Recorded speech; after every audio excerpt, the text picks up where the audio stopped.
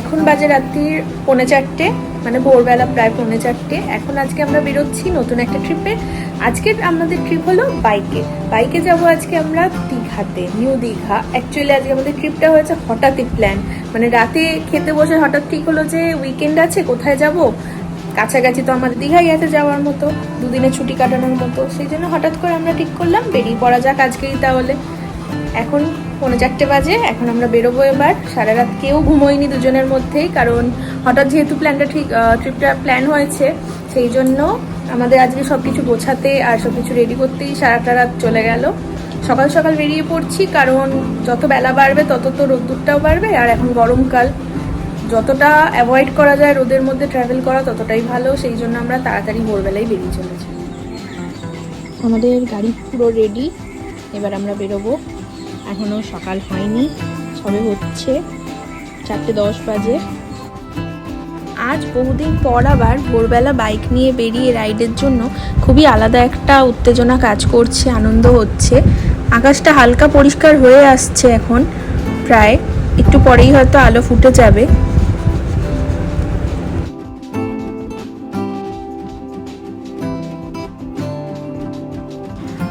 সকাল হয়েই গেল, সূর্য উঠছে এখন।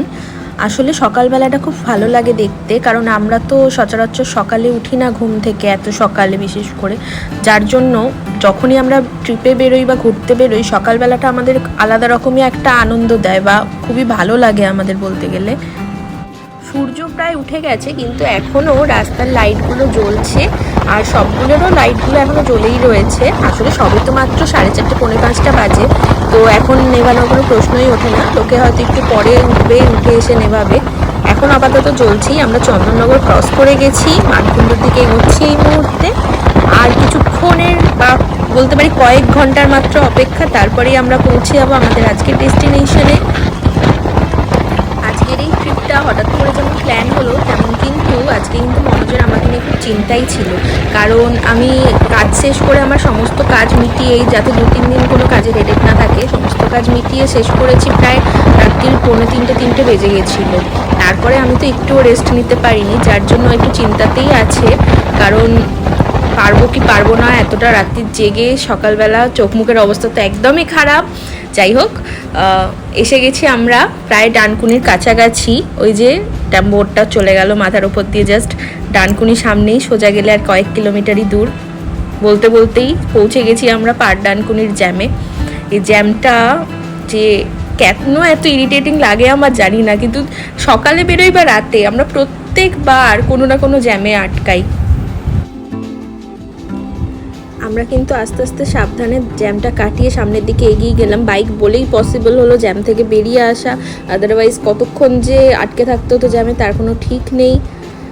ডানকুনি আর কয়েক কিলোমিটার, তারপরে আমাদের হয়তো ম্যাপ লাগাতে হবে, কারণ ডানকুনির পর থেকে আমরা দুজনেই ম্যাপটা অতটা মনে নেই আমাদের।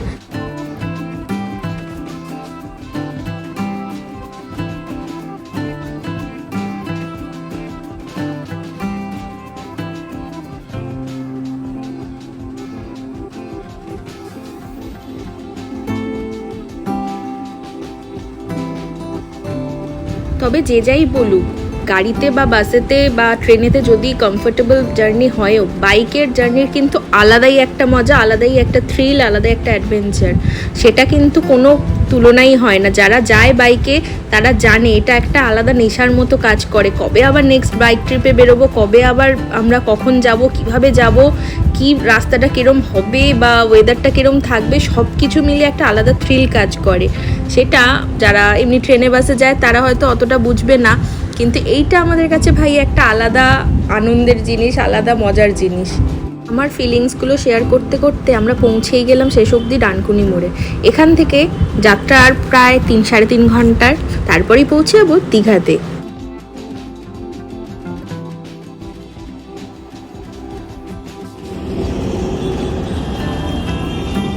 এখন বাজে সকাল 5:30, আর আনফর্চুনেটলি আমাদের গাড়ি একটু প্রবলেম হয়েছে, কিছু সেলফ স্টার্ট নিচ্ছে না, যার জন্য আমাদের এখন এখানেই ওয়েট করতে হবে। আমরা জাস্ট ডানকুনিটা পেরিয়ে সামনে এগিয়েছি, যে এখানে আমাদের গাড়ির প্রবলেমটা দেখা দিয়েছে। এত সকালে তো কোনো মেকানিকও পাবো না, কিছু না, শোরুমও খোলা নেই, যার জন্য আমাদের এখন ওয়েট করতে হবে যতক্ষণ না কোনো মেকানিক পাচ্ছি বা গ্যারেজ খুলছে, তারপর গাড়ির কাজটা করে তবেই তো গাড়িটা স্টার্ট নেবে। স্টার্টই নিচ্ছে না, কি হয়েছে প্রবলেম বোঝা যাচ্ছে না। কোনোদিনও এর আগে হয়নি, এর আগে তো কত দূরে দূরে গেছি গাড়ি নিয়ে আমরা, কিন্তু এরকম গাড়ি খারাপ হয়ে যায়নি, ফার্স্ট টাইম আমাদের গাড়ি খারাপ হয়ে গেল। এখন সবে 6টা বাজে সকাল, রোদ্দুরটা উঠছে, ঘুরে এসছে গ্যারেজ খুঁজে, 10টার আগে কিছুই খুলবে না। জানি না আজকে কি ভোগান্তি আছে। আমাদের 8:30 থেকে 9টায় পৌঁছে যাওয়ার কথা দীঘায়, সেখানে এখন আমরা 10টা অবধি হয়তো এখানেই থাকবো। আমরা আপাতত বাজাজের শোরুমে দাঁড়িয়ে আছি, ডানকুনির ব্রাঞ্চটাতে। অনেক কষ্টে ঠেলে ঠুলে গাড়িটাকে এত দূর আনা হয়েছে, এখন অপেক্ষা কতক্ষণে শোরুমটা খুলবে, আমরা গাড়িটাকে ঠিক করে আবার এগিয়ে যাব। এরকম ফার্স্ট টাইম এক্সপিরিয়েন্স হলো। এখন সবে সকাল 10টা বাজে, আমরা এখন সবে মাত্র শোরুমের ভেতর ঢুকেছি। আমাদের গাড়িতে মাত্র 2 নম্বরে রয়েছে, যার জন্য আশা করা যাচ্ছে যে তাড়াতাড়ি হয়ে যাবে। এখন দেখা যাক কত তাড়াতাড়ি গাড়িটা ঠিক হয়, দিয়ে আমরা বেরোতে পারি। দুপুর 12:30, আমরা সবে মাত্র গাড়ির শোরুম থেকে বেরোলাম। এবার ডানকুনিতে রয়েছি, মোড়টা জাস্ট ক্রস করলাম। দেখি যাত্রা এবার কিরকম কি হয়, আশা করছি আর কোনো বাধা বিঘ্ন আসবে না, ভালোভাবেই হবে বাকিটা।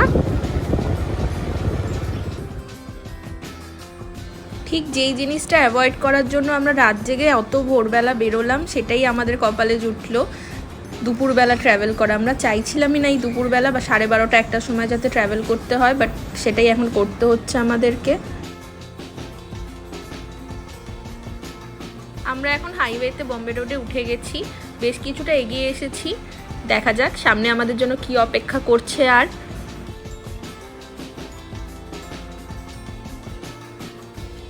তবে যাই বলি না কেন, হাইওয়ে দিয়ে ট্রাভেল করতে কিন্তু খুব ভালোই লাগে। এত সুন্দর রাস্তা আর চারিদিকে এতটা সুন্দর সাজিয়েছে হাইওয়েগুলো যে খুব ভালোই লাগে।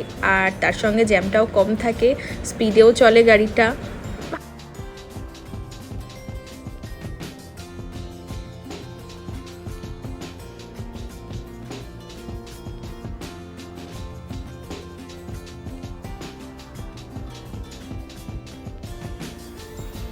বেশ কিছুক্ষণের জন্য সূর্যটা এখন ঢাকা রয়েছে মেঘে, যার জন্য এখন রোদ্দুরটা কম রয়েছে। আর আমরা ফাইনালি একটু রিলিফ পেলাম সেই রোদ্দুরের থেকে। এরকম সারা রাস্তাটা থাকলেই খুব ভালো লাগবে, কিন্তু সেটা তো আর হবে না, রোদ্দুর তো উঠবেই। আবার বৃষ্টি হলেও সমস্যা, তখন আবার আমাদের রেনকোট পরতে হবে, দাঁড়াতে হবে। এইরকম ওয়েদার থাকলেই ভালো। আমরা এখন ধুলাগড় টোলটা জাস্ট ক্রস করব। এখানে অন্য গাড়িগুলো যেরকম জ্যামে আছে, বাইক বা সাইকেল হয়, কিন্তু এটা সুবিধা যে পাশ থেকে আমরা চলে যেতে পারি আর টোলও দিতে হয় না।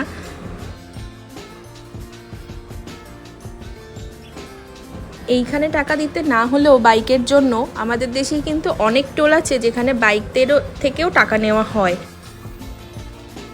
আজকে মনে হচ্ছে ভগবান আমাদের ওপর একটু সহায় আছে, কারণ রোদ্দুরটা কিন্তু খুব কমই পাচ্ছি, যেটা ভয় পাচ্ছিলাম তার থেকে। মেঘেতে প্রায়ই ঢাকা পড়ে যাচ্ছে সূর্যটা, কিছুটা রাস্তা আমরা রোদ্দুর পাচ্ছি, বাট ম্যাক্সিমামই পাচ্ছি ছাওয়া হয়ে যাচ্ছে, মেঘে ঢাকা পড়ে যাচ্ছে, তার জন্য কষ্টটা তুলনামূলক অনেক কম হচ্ছে। বেলা হয়ে যাওয়ায় আমাদের আরেকটা সুবিধা হয়েছে, আমরা রাস্তাঘাট কিন্তু অনেকটাই ফাঁকা পাচ্ছি, কারণ বেশিরভাগ লোকই সকালের দিকে ট্রাভেল করেছে। আমরা যখন দেখেছি আমাদের ক্রস করে অনেক বাইকাররা গেছে, অনেক ভেহিকেল গেছে যেগুলো শুধুমাত্র এদিকে ঘুরতে আসছে, দেখলেই বোঝা যাচ্ছিলো। ইভেন বাসগুলো যেগুলো আছে সকালের দিকে আছে বেশিরভাগ এই দুপুরের তুলনায়, তার জন্য রাস্তাঘাট অনেকটাই আমরা ফাঁকা পাচ্ছি। দেখতে দেখতে আমরা কোলাঘাট ঢুকে এলাম, সামনেই কোলাঘাট রয়েছে। নদীটা দেখেই বোঝা যাচ্ছে, যারা এখান দিয়ে অনেকবার ট্রাভেল করেছে তারা এই জায়গাটা দেখলেই চিনতে পারবে যে হ্যাঁ, এটা কোলাঘাট ঢুকছে। এখন বাজে দুপুর 1:15, আমরা কোলাঘাট ঢুকে গেছি। কোলাঘাট ঢুকে এখন আমরা ঠিক করলাম আগে লাঞ্চটা করে নেবো, কারণ আমরা লাস্ট খেয়েছিলাম সেই কালকে রাত 10টার সময়। তারপর আর কিচ্ছু খাওয়া হয়নি, সকাল থেকে শুধু 1 কাপ করে চা আর 1 করে বিস্কুট, কারণ না খাওয়ার মতো ইচ্ছা ছিল আর না সেরকম জায়গা ছিল, কারণ সকালবেলা তো দেখেই ছিল সবই বন্ধ ছিল তখন। আর যখন পরে খুলেছিল আমরা শোরুমের ভেতরে ছিলাম, আমাদের আর ইচ্ছা করেনি যে বেরিয়ে আবার কিছু খাবো, তখন মনে হচ্ছে তা কত তাড়াতাড়ি গাড়িটা জাস্ট ঠিক হবে আর আমরা বেরোবো এখান থেকে। তাই জন্য আমরা আগে ডিসাইড করলাম আমরা আগে খেয়ে নেবো লাঞ্চটা, তারপরে আবার খাবো। এই যে আজকে আমাদের দুপুরের লাঞ্চ চলে এসেছে, চিকেন থালি, তার মধ্যে পাঁপড় ভাজা, আলু ভাজা, দুটো সবজি আছে, শুক্তো আছে, ডাল, চিকেন সব আছে। দুপুরবেলা যেহেতু রোদ্দুরে গরমে ট্রাভেল করছি আর আমরা প্রায় কালকে রাত্রি 10টার পর কিছু খাইনি, শুধু চা আর বিস্কুট খাওয়া হয়েছিল 1 কাপ, সেই জন্য ঠিক করলাম যে আমরা ভাতটাই খেয়ে নেবো, কারণ ওটাই খেয়ে আমরা অভ্যস্তও দুপুরবেলা আর কমফোর্টেবলও আমাদের কাছে এটাই মনে হলো, সেই জন্য। বলো এবার কিছু। খাওয়া দাওয়া কমপ্লিট, বেশ জার্নি চালু হচ্ছে এবার, সোজা গিয়ে দীঘা দেখা হবে। কেন দীঘায় কেন দেখা হবে, আমরা মাঝখানেও দেখা করতে পারি।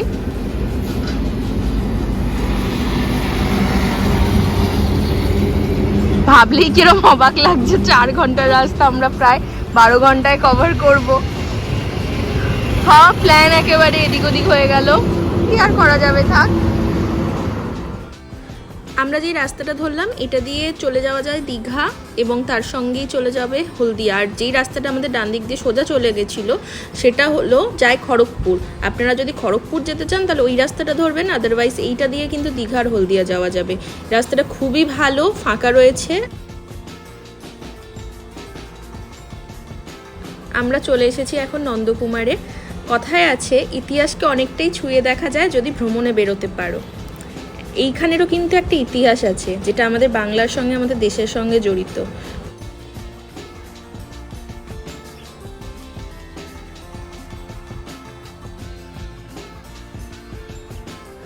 আমাদের আসতে অনেকটাই দেরি হয়ে গেছে, যার জন্য আমরা রাস্তাঘাট ফাঁকা পাচ্ছি, কিন্তু আমি বলে রাখি এখানে কিন্তু বাসগুলো খুবই রাফ চালায়।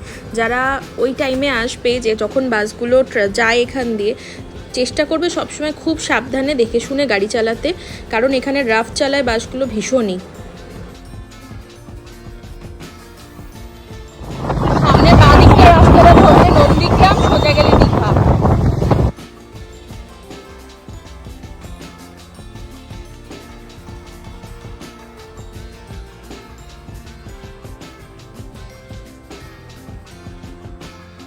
আমরা যখন সকালে জার্নি স্টার্ট করলাম তখনও সূর্য ওঠেনি, আর এখন সূর্য প্রায় অস্ত যেতে চললো, বিকেল হয়ে গেছে।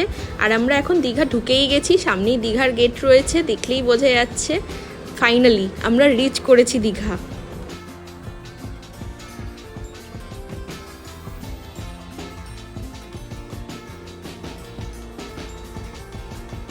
যার শেষ ভালো তার সব ভালো।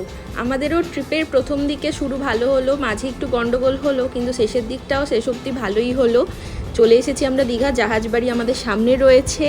এখান থেকে কিছুটা এগিয়ে গেলেই আমাদের হোটেল, আমরা হোটেল রাস্তাতেই বুক করে নিয়েছি, যার জন্য কোনো অসুবিধা হবে না, হোটেল আমরা পেয়েই যাব। এসে গেছি আমাদের হোটেল মান্নাত ইন্টারন্যাশনালে, গাড়ি পার্ক হয়ে গেছে। এবার নেক্সট দেখা হবে পরের ভিডিওগুলো, পরের এপিসোডগুলো। ভিডিওটা ভালো লাগলে অবশ্যই শেয়ার, লাইক অ্যান্ড সাবস্ক্রাইব করতে ভুলবেন না।